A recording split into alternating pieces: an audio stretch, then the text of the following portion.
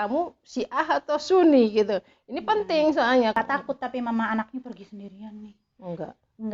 Enggak takut guys. Tuh bisa bahasa Inggris katanya. Jangan diragukan lagi. Kok bisa ya orang tuanya kakak Desi gitu ya gitu? Kenapa? Assalamualaikum, kia hal he, singgae. Selamat menjalankan ibadah puasa. Welcome back to my channel. Hari ini spesial kedatangan guest star yang spesial, yang kalian udah nanti-nantikan, yang sebenarnya udah lama banget juga aku open Q&A, tapi baru sekarang akhirnya si Mamah mau aku interview ya.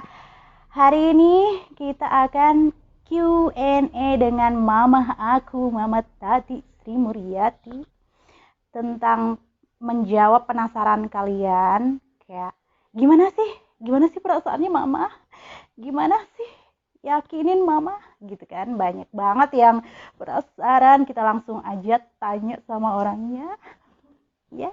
Nah ini dia guest star spesial kita hari ini, mama aku sendiri ya, Mama Tati Sri Muryati. Akhirnya dia mengeksis masuk YouTube aku demi menjawab pertanyaan-pertanyaan kalian.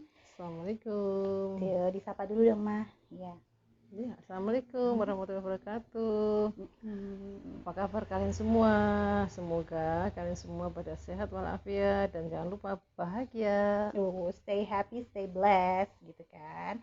Jadi udah banyak banget nih Mah yang tanya, terutama gimana sih kayak Kak pada penasaran nih ya kan, viewer followers aku tuh pada penasaran kayak gimana perasaannya mamahnya kakak Desi gitu, terus gimana komunikasinya dengan menantu laki-lakinya ini dengan Bang Muzi tuh gimana, emang bisa bahasa Inggris katanya.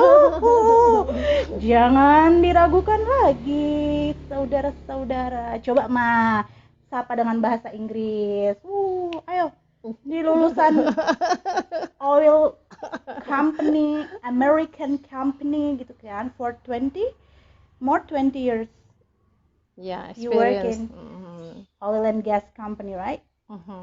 Alhamdulillah. It's my experience more than 23 years.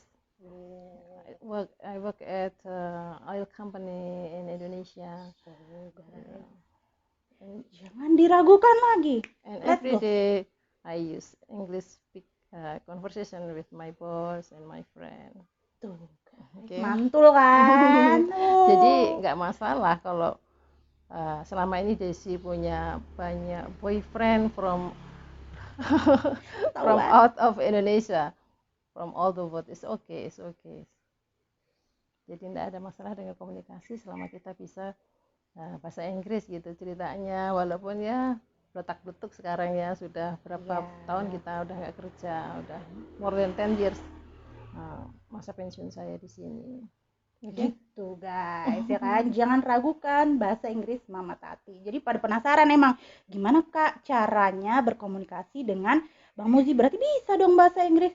Bisa, alhamdulillah. Ya. Belum lagi dengan mantan yang lain. Iya, baik yang dari London atau dari Pakistan atau dari Kanada, it's no problem. Disebutin guys, asal jangan sebut. Ya, tapi yang jadi jodohnya kan jadi jodohnya orang Pakistan. Tapi kebetulan suaminya Desi ini dulu pacarnya itu bahasa Inggrisnya very good tuh. Muzamil maksudnya ya kan? Muzamil. Iya, Muzamil. Tolong disapa Bang Muzi, suaranya yang agak keras. Hai, assalamualaikum dear son Muzamil. How are you? I wish you a fine and good job in Dubai. Tuh, Bang Keep Muzi, health. say hi sama mama. Keep health, always keep health, and don't worry, be happy. Tuh guys ya kan. Mama mengizini kakak Desi untuk menikah dengan orang luar, kenapa nggak orang Indonesia aja? Bagi saya, kebetulan saya selama puluhan tahun bergaul dengan orang Perancis, orang Filipina, orang Inggris di dalam kantor itu. Terus dan pernah beberapa kali nyaris saya sendiri nikah dengan orang luar gitu loh, orang bule waktu itu, cuman karena nggak diizinin orang tua karena waktu itu belum ada HP, belum apa, takut kalau saya hilang gitu kan. Jadi nggak jadi nikah saya waktu itu. Jadi buat saya jodoh itu siapa saja, di mana saja, yang penting agama nomor satu. Agama nomor satu. Syaratnya agama dan bisa baca Quran dengan baik. Berarti dia iman dalam hal ini sama dengan saya. Waktu sebelum menikah juga saya tanya, Uzi, kamu Syiah atau Sunni gitu. Ini penting soalnya, kalau Syiah bahaya nih. Jadi saya tanya, jangan tersinggung, mama, Anti mau tanya, kamu itu keluargamu dan kamu, keluarga besar kamu itu penganut Syiah atau Sunni gitu. Itu penting. Terus dia oh enggak, saya enggak. Kita bukan Syiah, tapi kita Sunni gitu loh. Nah, itu juga akhirnya saya juga udah kenal sama keluarga Muzi walaupun lewat keluarganya di sini.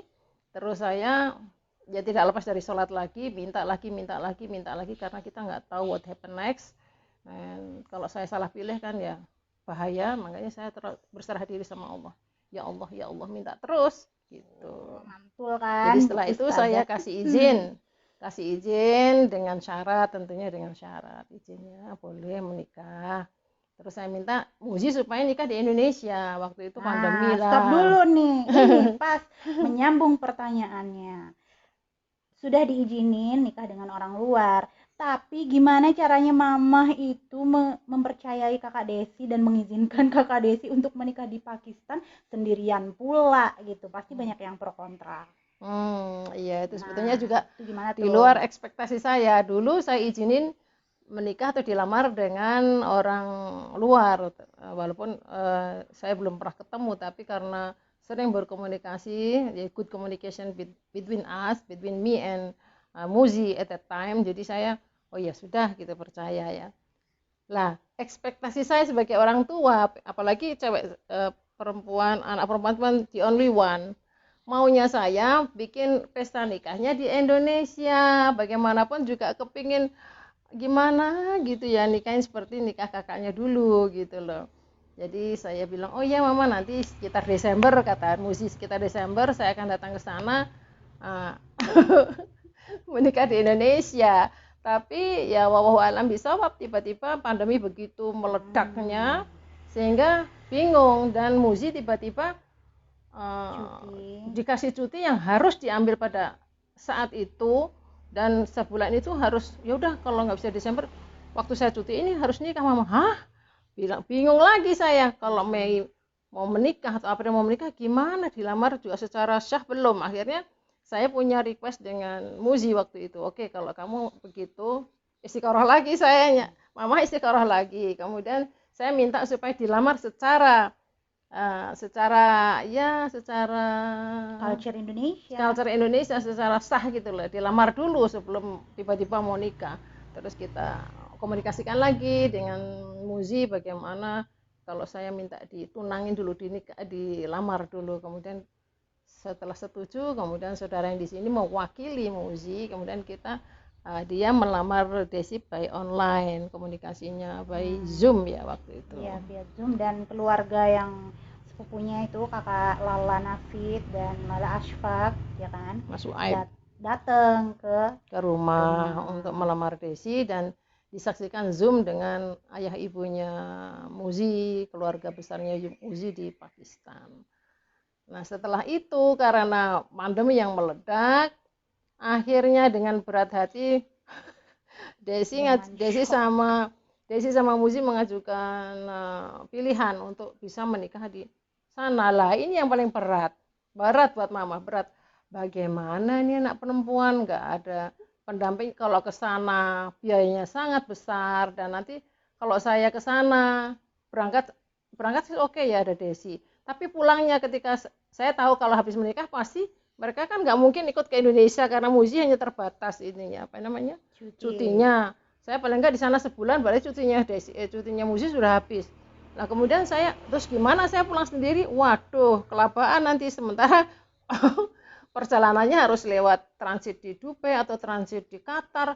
Waduh, dalam usia segini saya sudah nggak pede lagi. Harus karantina juga. Harus karantina lagi. Waduh, lebih baik pikir, kemudian ya udah kembali lagi sholat lagi, tahajud lagi, minta petunjuk bagaimana ini jalan keluarnya, ditunda nikahnya atau nikah sesuai dengan rencana Muzi gitu. Ternyata setelah sholat itu kok hati saya mantap, ya udah berangkat Bismillah, berangkat dengan syarat ini kamu harus kemanapun harus on call sama mama, sampai bandara on call, sampai Dubai on call, di mana maupun harus statusnya harus selalu on buat saya gitu ceritanya. Jadi sebelum berangkat harus menyiapkan juga surat delegasi macam-macam deh pokoknya. Macam-macam deh, terserah syarat-syarat di sana, ya. sampai perwalian pun ditulis dengan surat kuasa dari papahnya Desi ke sana, ke mana istilahnya di sini pihak KUA-nya lah. KUA lah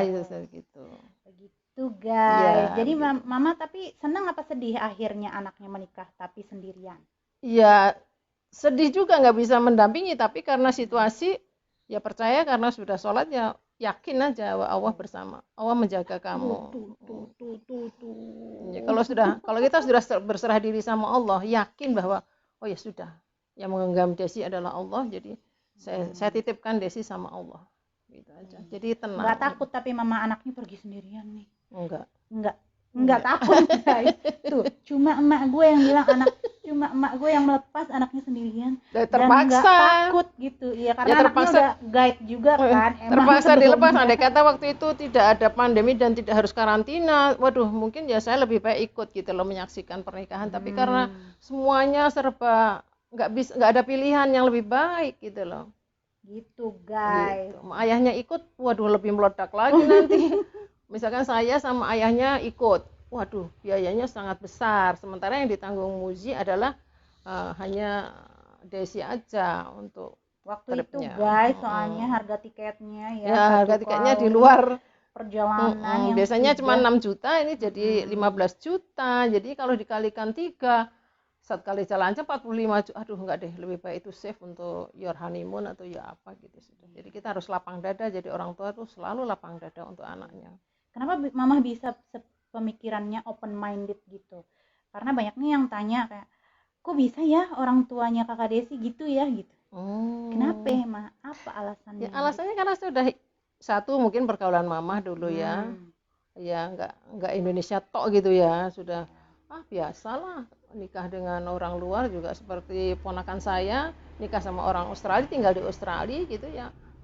Kakak saya ya oke aja lah, step by step kita menyesuaikan diri, karena jodoh tuh nggak bisa jangan kita nggak bisa gitu loh. Saya nggak mendampingi karena satu faktor pandemi itu, yang kedua biayanya terlalu besar, banyak yang harus dipertimbangkan gitu loh. Gitu guys, ngadepin mulutnya para netizen yang kok ceweknya duluan yang kesana, harusnya kan lakinya yang kesini nikah di Indonesia tuh, gimana mama tanggapannya?